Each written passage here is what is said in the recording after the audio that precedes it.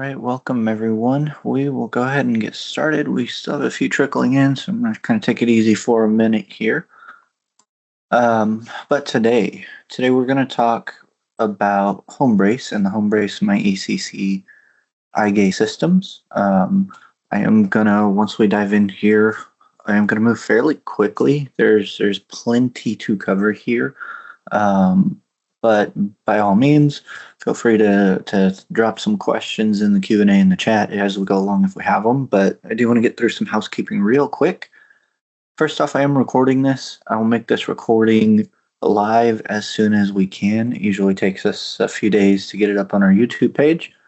Again, if you have questions as I go through, I have mics disabled, but feel free to please drop that question in the Q&A, drop it in the chat. I will do my best to answer as I go through. Anything that gets left unanswered by the end of the webinar, I'll make sure to follow up as soon as I can. I do have a Q&A session afterward as well. So if I miss something as I'm going through the presentation, I'll make sure to try and get it to you by the time we close up shop here today. All of the slides, the recording, if I can have it ready by then, any other documents we talk about, I'll make sure to email that to everybody's email that you use to register for. And I'll get that out within the next 24 hours at worst, should be later today. And then last, if you are new to Teams webinars, I do have typically a global audience here. So if you are not English as a native speaker, you can translate all of the text on these slides to several different languages. So up on the top bar here, there's a more option. And if you click on that, there's an option to translate slides. So we'll go ahead and dive in here. Again, I have a lot I want to cover today, but by the end of the session, I want you to have a clear, working understanding of these systems. So I'm going to go through and kind of compare the different systems, compare switched eye gaze driving versus screen-based proportional driving and screen-free proportional driving. We'll talk about how to match these to different users and their eye control, their endurance, their cognitive load, the environment, progression, things like that, right? And then we'll get into the practical pieces, like the physical pieces here. So compatibility with different AAC or tablets, different eye trackers, electronics, Bluetooth, things like that. And then kind of last, a couple of setup variables to think about, and then show you a few examples of it in action. So plenty I want to cover, and we'll go ahead and dive in here. So to start here, I think most of us are used to thinking of drive controls through the lens of this hierarchy or something very similar, right? We usually start with the standard joystick, then maybe we modify that with different toppers, different programming, different mounting. Then we move into the proportional drive controls. Then we get into digital switches, and eventually those other alternatives. And all while we justify what doesn't work as we go. And historically, eye gaze mobility has often been lumped into and lived in that very bottom category of that pathway, right? It's been treated as something that we kind of consider only after everything else fails and is not successful. So the kind of clinical question I want to raise in this is whether that always serves the client well, right? For some users, especially those who have pretty strong eye control and motor control of their eyes, but poor and declining access elsewhere, eye gaze mobility might actually create independence sooner than it could if we continue to force it as a less, if we continue to force on that client the less efficient, like hand, chin, switch options, things like that. And so hopefully you'll kind of understand why I see it that way as we go through here today. So real quick, who is HomeBrace? Well, it is HomeBrace. HomeBrace was founded in 2012 by an individual named Thomas Rosner. And Thomas was a carpenter prior to founding HomeBrace.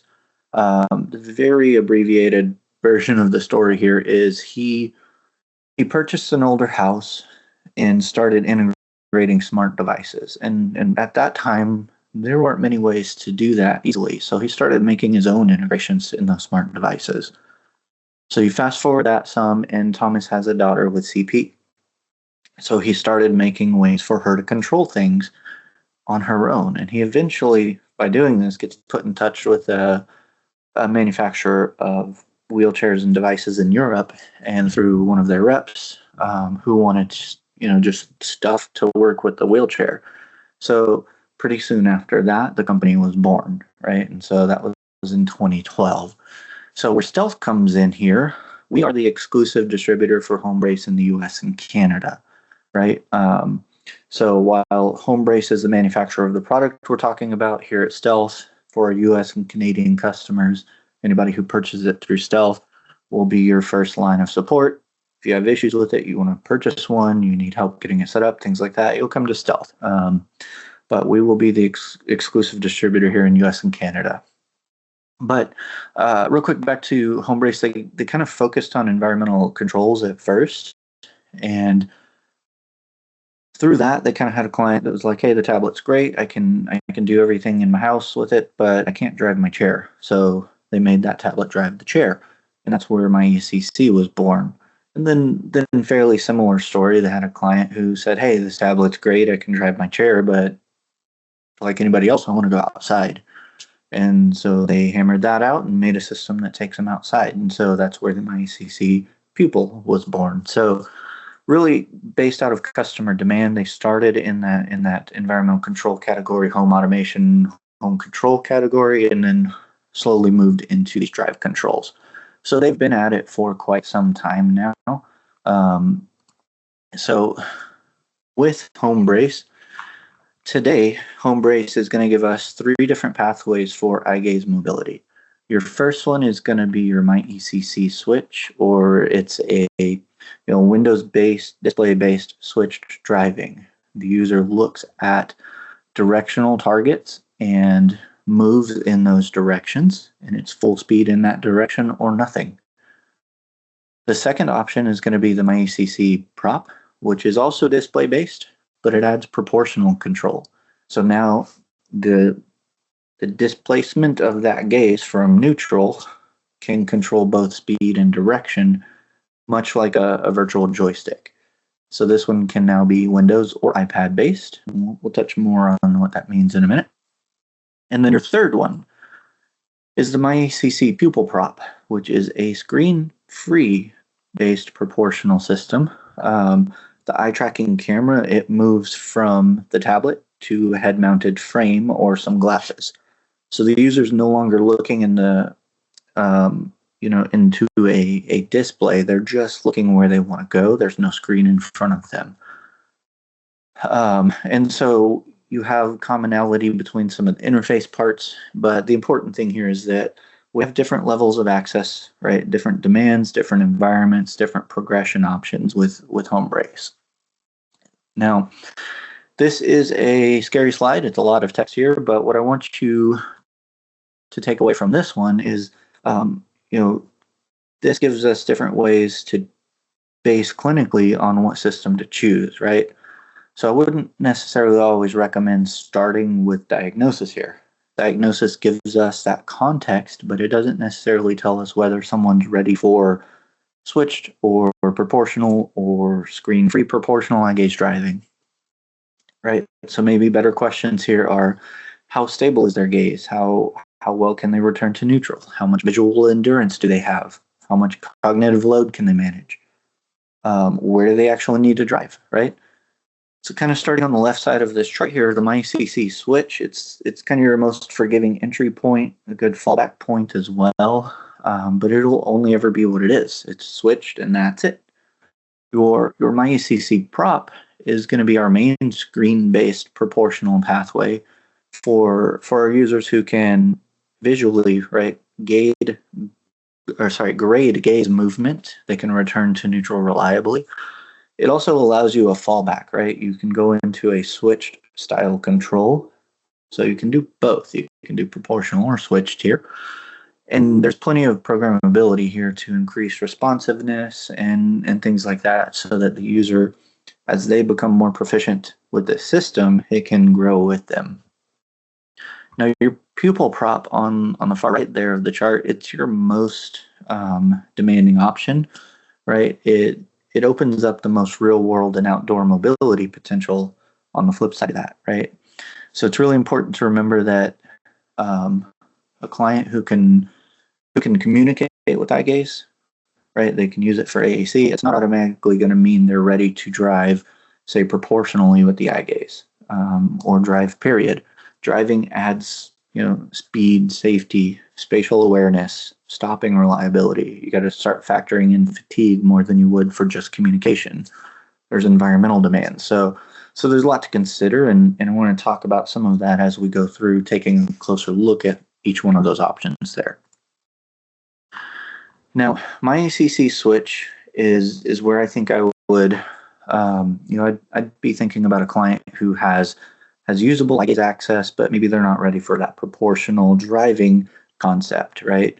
This could be somebody who's new to eye gaze mobility, somebody who's just learning how a wheelchair responds with movement, somebody whose gaze control fluctuates, right? Someone, maybe they have fatigue, they have a nystagmus, or somebody who we just need a more predictable, like almost like safety first option, right? It's either on or off, and you have very set directions you can move in. So the value with that is it's very simple, and not in a negative sense, right? Clinically simple can be exactly what we're looking for, right? If that client can clearly target a directional field, hold it long enough to show intent, reliably stop, that may be the safest and most functional starting point. And it can also support seating, mode changes, accessory functions. So we're not just only focused on driving alone here. But with these screen-based drive controls, we do have to pay very close attention to our screen, camera position, angles, things like that, the posture, if that client has recline, the lighting around the cameras, fatigue, stuff like that. So what we need is a very constant relationship between the eye tracker and the client position for consistent success here. Now, coming up a level, the MyEcc Prop takes that idea of eye gaze driving, but it pushes it up to the next level. Right? It builds on the same ideas, the switched eye gaze control we just saw, but it adds in proportionality. So instead of just on-off movement in only up to 8 directions, you get smooth graded driving in all directions, just like a joystick, right? But it can also still be switched style driving, the same as we just looked at. So in the proportional style, just instead of just looking at a directional command and getting movement, the position of your gaze relative to the neutral field decides the chair's speed and direction. So it gives us a much smoother and more natural driving experience, especially in indoors, like tight environments, bumpy terrain, like going over a threshold, things like that. The clinical demand is higher on this, though. The client needs a little more consistent eye gaze capability, right? They need a little better visual endurance and the ability to return to neutral a little smoother. So, if they start to fatigue, it's a little less forgiving as a proportional system than switched. You do have to be more precise to fully grade and hold that speed. But one of the nice things about this system is that it can support an advanced proportional or simple proportional style, and again, switch as well, that I mentioned. So that means, again, as that user learns the system or their abilities change and evolve, the system can grow with them. It can step up or it can step down with them according to what they need. But the pupil prop is the last option here. The pupil prop option I would reserve for your like advanced drivers or for clients who their mobility and their goals really require real world and outdoor performance. So the camera is mounted on glasses or it's the MyEcc frame. So it moves with the user, and it moves from being like 3 feet in front of them to an inch in front of them.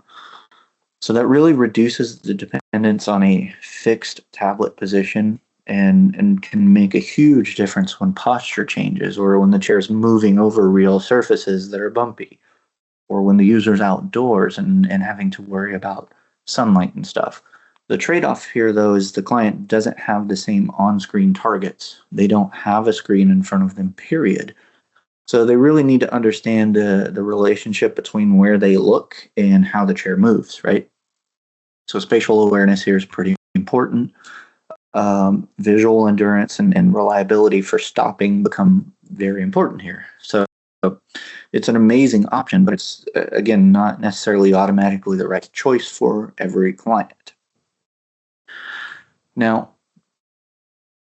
across the platform, all three styles here, there are some common safety and access concepts for all systems. So first, there's a very intentional activation before driving, right? The system shouldn't just start moving because the user glanced across their screen to look at something. Stopping is also central, right? The user can always stop by returning to a neutral or the center of the screen, just like a joystick. But they can also stop by closing their eyes. And then there's like an inactivity protection. So if tracking or focus on the eyes is lost, it shuts down and the client can't drive until that's regained. Clinically, though, these setup variables can make a big deal. So there's adjustability for things like activation timings, the size of the neutral zone, and placement of everything. So your control geometry and more so where neutral is, where your forward, reverse, left, rights are, how big they are. All of that is programmable. Transparency, all of that's going to matter, and they let us tune the system to that user's individual needs. And you all have access to tuning that, which is great. So when we trial these systems, I would always prioritize, stopping reliability before that, like speed and navigation performance. But it's all there that we can adjust. How you control the systems is also all relatively similar. The biggest difference is in the feedback. So with MyEcc Prop, the client can see an interface. They have a display in front of them they're looking at. With the MyEcc Pupil Prop, the user has to rely more on the chair movement and how that environment around them is moving as their feedback loop. So how do I drive, though, right? That's the question. So to start with, you need to unlock the system to start drive mode. So on the MyEcc Prop, you look at the 1 key, then the 2, and then drive is unlocked. On the Pupil, you don't have that to look at, right? So you give, I'd say, an exaggerated left, right, left, and the drive is unlocked. So there's always that intentional activation step. Once that user looks outside that neutral ellipse or neutral zone, then the chair will move, right? And the farther away they look from neutral, the faster the chair responds in that direction. Mode commands happen a little differently. This is where there's more of a difference. On MyEcc Prop, you just look at the mode key after unlocking, right? And the mode changes. On Pupil Prop, you have to stop driving, and then in this example you would look up, but there are some programmable changes you can make there on what sequence of events happens for a mode command. But on both systems, you stop the chair by closing your eyes. You can pause, you can talk to people, things like that. You can maybe take a drink without the chair trying to grab onto your eyes and run you off the road, right? So there is safety built in there for that. Now, the driving styles here really let us match that, like visual interface to the user's current abilities and more so their learning curve, right? You have an advanced proportional mode that I've been talking about here. It gives us the most natural joystick-like feel. Again, your gaze direction and distance from neutral is continuously influencing movement.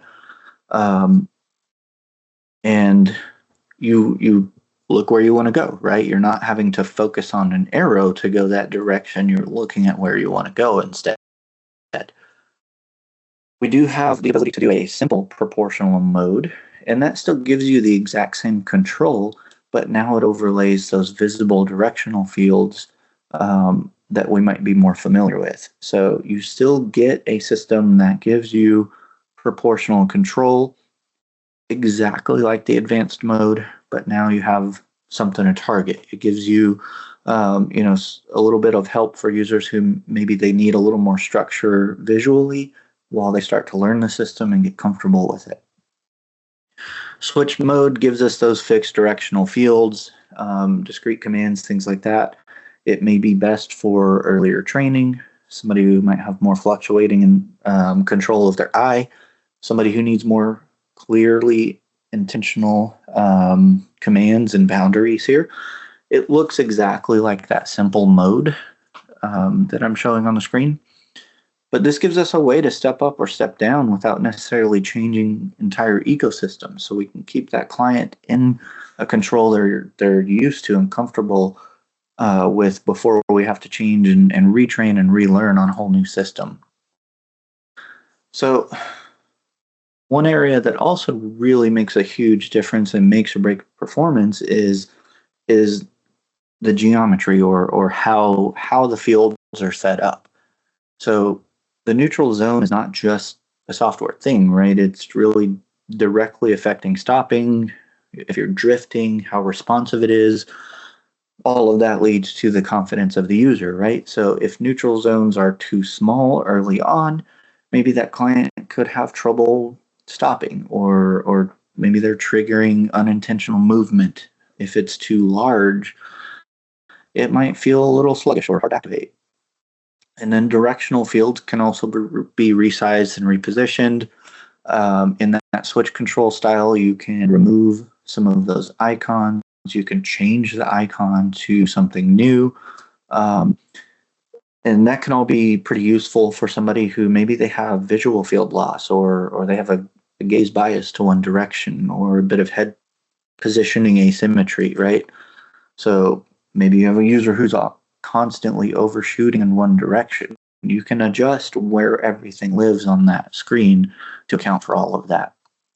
And again, my usual approach is start conservative, make sure safety is there, right? So stopping is reliable, and then we can start to tighten in the performance as that user showing us good control. For the Windows-based systems, the setup here, the eye gaze AAC device or the tablet is what's doing the eye tracking, and then the HomeBrace software is just translating that eye gaze based tracking into driving intent onto the wheelchair, right? So that means the quality of the AAC device and setup really go a long way here and really matter. If the eye tracker is poorly positioned, if tracking is unstable or unreliable for communication, it's not going to magically be reliable for driving either, right? So that's all pretty important here. Your MyEcc V5 interface, this little guy right here in the bottom center, that's going to connect that software side in the tablet to the wheelchair electronics. So that's just the thing that translates commands coming out of the tablet to commands the wheelchair can understand. From there, we still need all of the appropriate mounting, power cable management, things like that, chair programming. So even though we call this an eye gaze driving control, it's really a whole system here. Your iPad OS version is very similar, but the connectivity is where it differs, right? The key thing to remember is that if you were to use a standard iPad here, the eye tracker uses the charger port of the iPad. There's only one port on those things. So because of that, the iPad can't directly plug into that HomeBrace interface the same way the Windows setup can. So here, this Windows setup, we have a USB that would eventually directly connect to your tablet. We don't have that here. So that's where this Bluetooth module here comes in. The iPad talks to the Bluetooth module wirelessly, and then the Bluetooth module talks to that V5 interface. So the main trade-off here is you can't really charge while you're driving with a standard off-the-shelf, iPad, right? Before trialing that setup, you got to think through charging, run times, and whether that iPad-based system is the best for that client.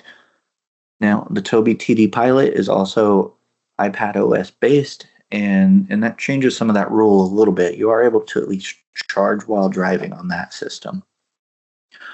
Now, on your Pupil Prop, you have the same general chair side concept here, but the eye tracker moves into these cameras, or sorry, into these glasses. So the user wears the MyEcc frame or glasses, and that camera tracks the eye from close range. And that tablet here is now a small little 8-inch tablet. We just need that because something is still required there to run the software, do the calibrations and things like that. But it's mounted to the chair out of that user's view, right? It's typically hanging in a bag on the back of the chair. But from there, your same interface connects to the wheelchair electronics, just like the other setups. But the main difference here, again, is that the user is no longer required to look at a mounted tablet in front of their face. And there's a huge improvement in performance outdoors. But again, also raises that demand for spatial mapping and things like that. So more than just a drive control here. This is sort of like a mini ecosystem to get the chair driving. It's not just one out-of-the-box part or one app. It's an AAC device. It's an eye tracker. There's software. There's an interface. The chair electronics need to be set up correctly. All of the mounting that's involved. There's positional issues with the client. They need to be perfectly aligned, right? Environmental issues. All of that has to work together perfectly. So it really is a whole system that needs to work well together, and we have to make that full system perform for that person in their real driving posture and their real environments. When something doesn't work, the issue may not be the HomeBrace software, right? It could be the mounting angle of the eye tracker. It could be visibility to the eye. Posture. It could be a mismatch between that client's skills and access level and the control style we chose. So there's a lot that goes into it, right? Now, on the chair side, we need a way to plug into the electronics.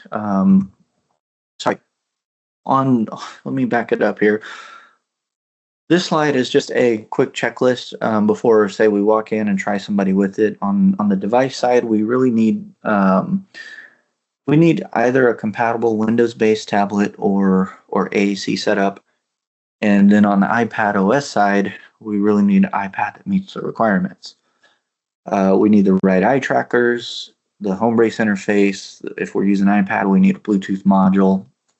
On the other side, again, the chair side, we need to be able to plug into those electronics. So that may be QLogic, ARNet, right? It might be links. So it just depends on the chair.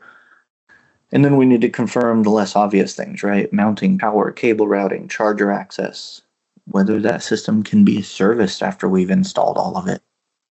So a lot of parts and pieces.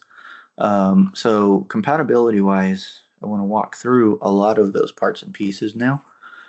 This software, it's going to work on most AAC devices capable of eye-gazed based tracking. So the client, in theory, doesn't need to relearn a whole new device just to drive the chair. If there's a system that they want to use HomeBrace with, chances are it's going to work, right? If they're already comfortable with using a Tobii, they don't have to learn now, GridPad, for example. They can use it with whatever works to some degree, right? Now, if there's a system that they want to use it with and it doesn't appear on this list, you can let us know and we'll work with HomeBrace, and we want to test them out and see what we can do to add those new different devices to this list if needed. We don't want this to be a thing that's a limiting factor for a client, right? Now, the eye tracker, kind of the same idea. It also works with pretty much whatever eye tracker you want to use here. In this application, right, a tablet-based eye tracking system, the important thing to remember for driving, again, is that the eye tracker, the camera, the eye tracking software, and AAC device will all perform the same for driving the chair as it does for operating as a communication aid. So the drive software, it's not enhancing that AAC device's capability for holding vision of the eyes. And tracking performance really depends heavily on positioning, on environmental factors, same as it does for communication use. But again, pretty much every eye tracker you can use it with. If there's one that you run across that you need to use that's not on this list, let us know and we'll work with HomeBrace to try and get it on the compatibility list. Now, the iPad OS version is pretty straightforward. It works on iPad-based AAC devices, so you can use it on a standard iPad with an eye tracking camera, or devices like the Tobii TD Pilot. There's a free download on the App Store, and again, if you do use a standard iPad, there are a limited number of eye tracking cameras available, but there are a couple. But just remember on that, standard off-the-shelf iPad,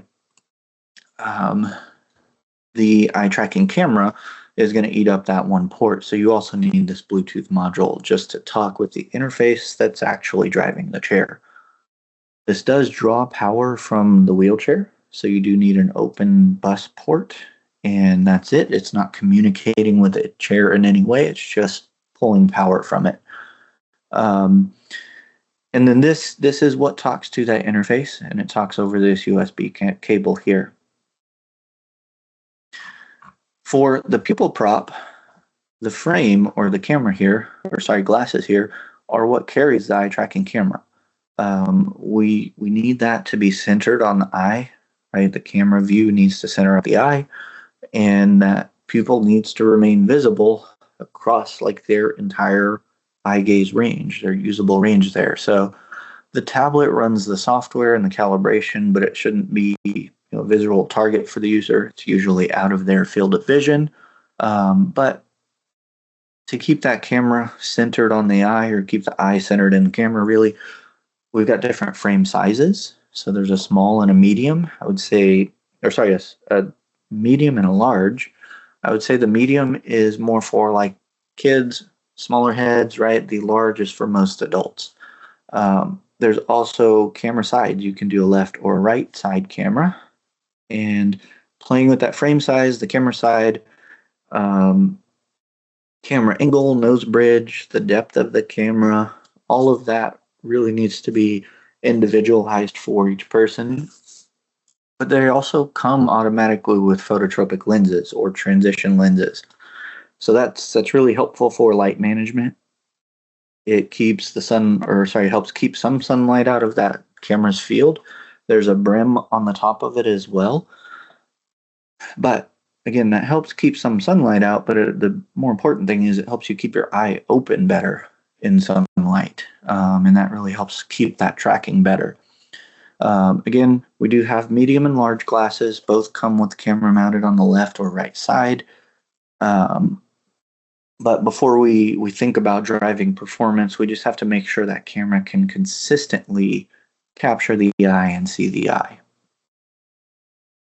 Now, for the chair, it works with all the major brands of electronics. You just need a way to plug in the 9-pin connection from that interface into the chair.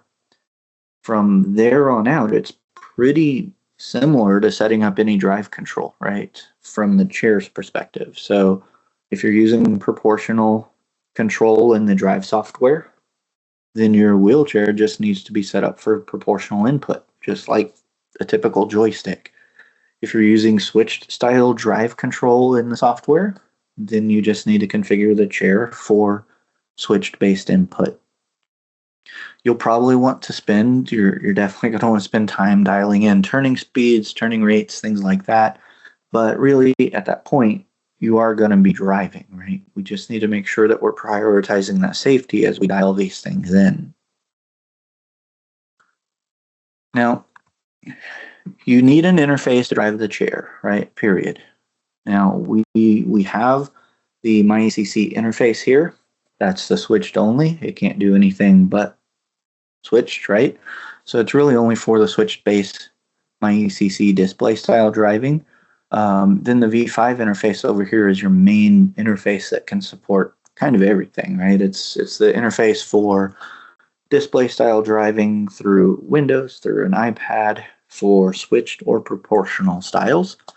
And it can also do the pupil prop style system. So it can be everything, right? So the great thing is that that interface is what can allow us to have a system that we can continually follow that client's ability as they change over the long run.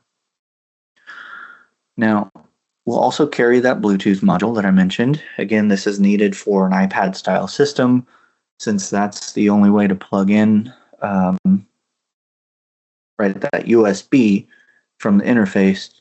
You can't plug it into the iPad. So if the client already has an AAC device, right, they're already doing eye gaze tracking on their chair for communication, for example, these are the only things they need, right? They only need a V5 interface or V5 interface plus BLE module, for example. That's it. They already have everything else to drive the chair. But if we're starting from scratch and we want to build everything else out, we have, oh, there we go. We have all the parts to get these things mounted to the chair, right? For now, we're going to start with carrying the Readapt Monty Plus HD. This is a great solution that works very well for this application of screen-based driving. We'll also carry various bases for Quantum, for Invacare, for Permobil, for Sunrise, as well as the hardware needed to put the wheelchair display right up next to the tablet, so they can see that critical information on that, say an enhanced display or Omni 2 display, as well as that screen. We'll have device cradles, eye tracker holders for the tablets and cameras that we stock. And now, if you have different mounting hardware or you want to go with a different style or brand, that is perfectly acceptable. This is just what we'll keep at stealth for now. We have plans for expanding options here in the future, but we'll start here with this Readapt hardware. For accessory-wise, we also stock a few HomeBrace accessories that just kind of help round out the system. We'll have a USB hub here that can be very helpful if your communication device is limited on USB ports, right? Turns maybe one open port into 4 ports. It also has a nearly 9-foot long cable.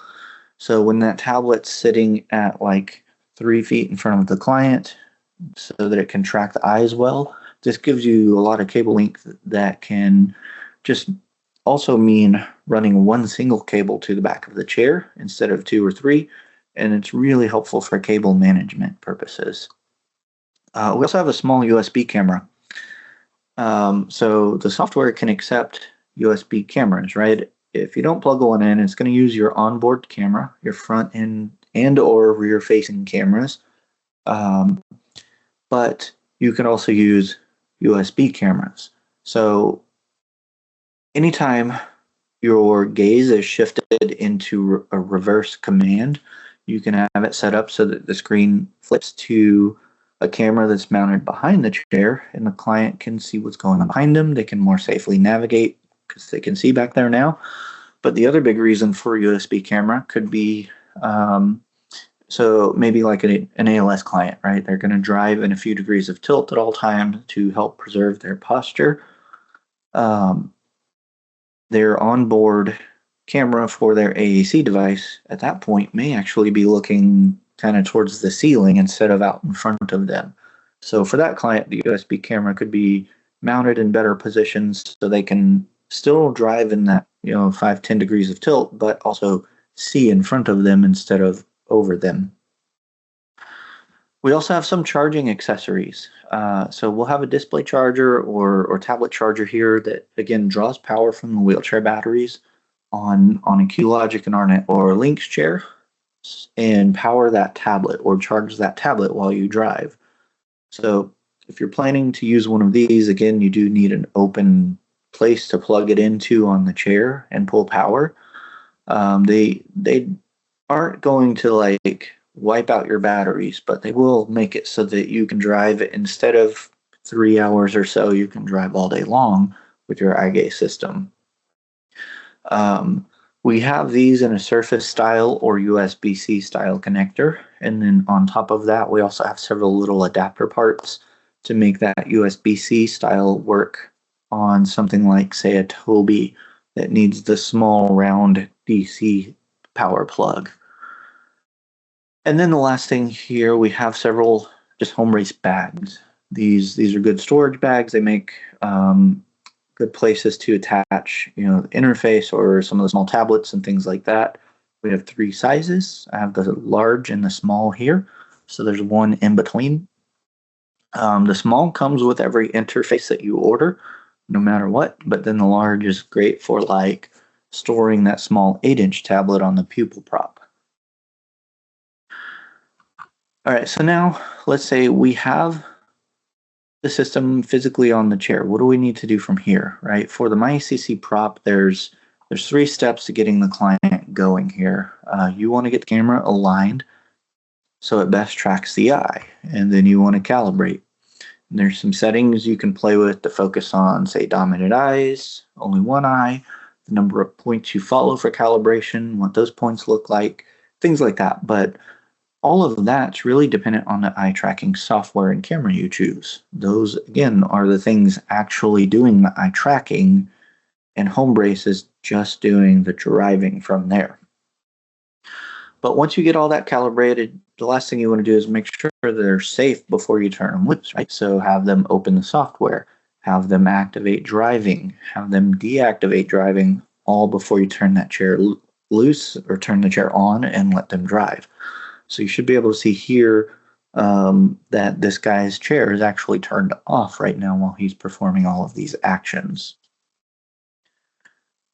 Now, on the Pupil Prop, you have a similar process, but it does take a little practice. So first thing you do, you have to get the camera on that client and make sure the eye is centered in that camera's view in that it holds the tracking for the full range of directions. So it's actually one of the clients we'll look at here in a couple of minutes. We're setting the system up on him, and that's the view the camera is getting of his eye right there. So once you have all that set up, you can go through the calibration process. There we go. So usually at this point, you are now the points that they follow, right? There's no screen for them to follow points on the screen.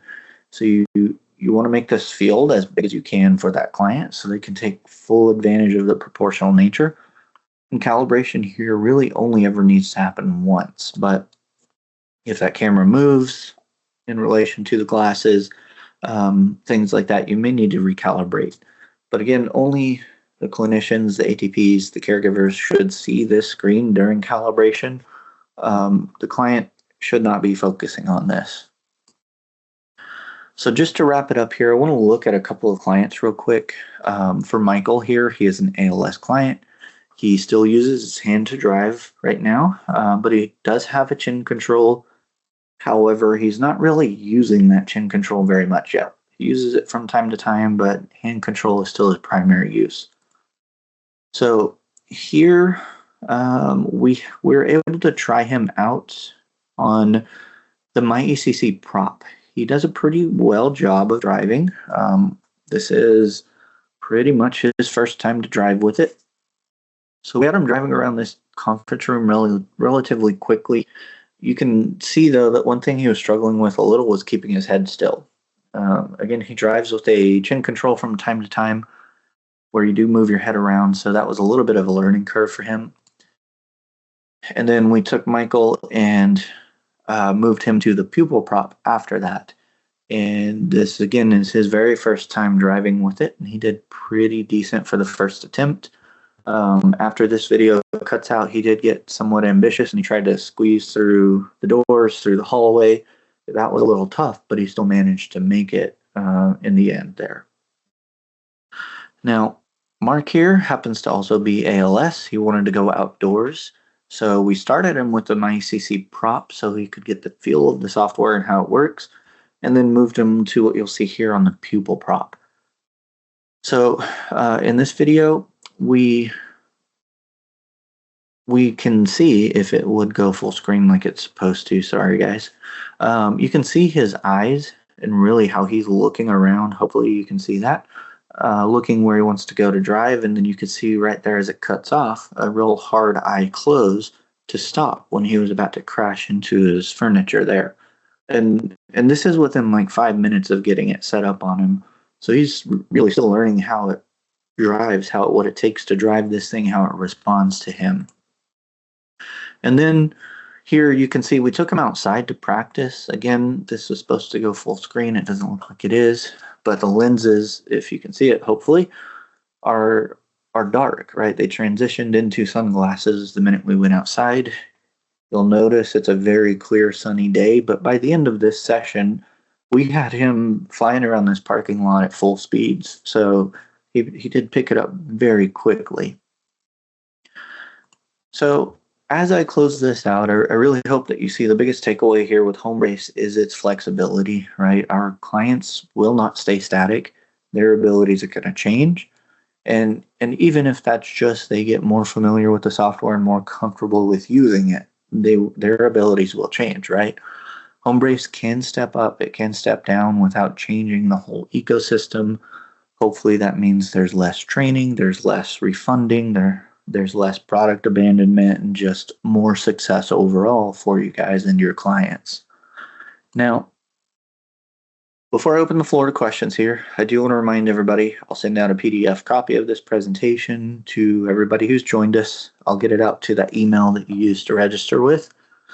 I'll also include a link for a quiz in that message. If you do want CECs, there's a link with just a short quiz and a link to a general survey about this experience. I want to make sure I am not wasting anybody's time, that you do enjoy it, that you're getting out what you need to out of them. So all of the feedback does help. And then again, I'll make the recording available on demand as soon as possible. Hopefully within a couple of days, a week or so at the latest, and we'll have it on our YouTube page and our website. So keep an eye out for that if you want to come back and rewatch this. So with that, if you have any questions, please type them in the Q&A, type them in the chat. I'll hang out here for a couple minutes looking for questions. Otherwise, that is all I have for you. So I do appreciate everybody's time today.